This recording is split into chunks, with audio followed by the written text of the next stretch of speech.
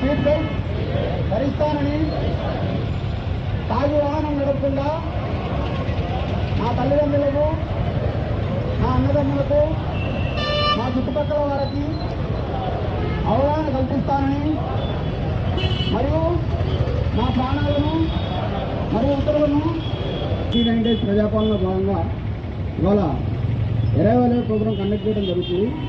ఈ ఎరైవల్లో భాగంగా ప్రతి ఒక్క వ్యక్తి ఇంటి నుంచి బయలుదేరినప్పుడు కంపల్సరీగా ట్రాఫిక్ రూల్స్ పాటించాలి. ట్రాఫిక్ రూల్స్ పాటించినట్టయితే ప్రమాదాలను నివారించడం జరుగుతుంది. ఎట్టి పరిస్థితుల్లో కూడా యాక్సిడెంట్ అనేవి జరగవు.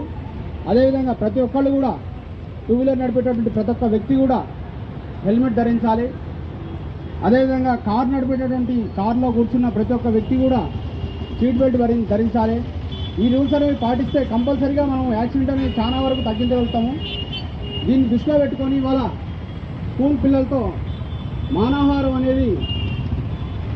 మానవాహారంలో భాగంగా ఈరోజు ఓట్ అనేది చేయడం జరుగుతుంది. ఈ పిల్లల ద్వారానే వాళ్ళ యొక్క పేరెంట్స్కి, అదేవిధంగా వారి యొక్క అన్నదమ్ములకి, వాళ్ళ చుట్టుపక్కల వాళ్ళకు కూడా పిల్లల్లో అవేర్నెస్ కల్పిస్తే వాళ్ళ తల్లిదండ్రులకి అందరికి కూడా వాళ్ళు కంపల్సరీగా డాడీ హెల్మెట్ పెట్టుకోవాలి, అన్నయ్య హెల్మెట్ పెట్టుకోవాలని వాళ్ళు చెప్తారు. కాబట్టి ముఖ్యంగా ఫస్ట్ వీళ్ళలో అవేర్నెస్ కల్పించినట్లయితే మనకి ఈ ట్రాఫిక్ రూల్స్ అనేది వాళ్ళందరికీ తెలిపినట్లయితే కంపల్సరీగా యాక్సిడెంట్ నివారణకి తోడ్పడుతుంది. కాబట్టి పిల్లలతో ఇప్పుడు మానవహారం జరిపి వాళ్ళతో ఒక ఓత్ అనేది తీసుకోవడం జరుగుతుంది. కంపల్సరీగా మీరు ట్రాఫిక్ రూల్స్ చెప్తారా మీ ఇంట్లో? ఇప్పుడున్న మైనర్ ఏజ్లో మాత్రం ఎట్టి పరిస్థితుల్లో కూడా వెహికల్ డ్రైవ్ చేయొద్దు. ఓకే, ఇప్పుడు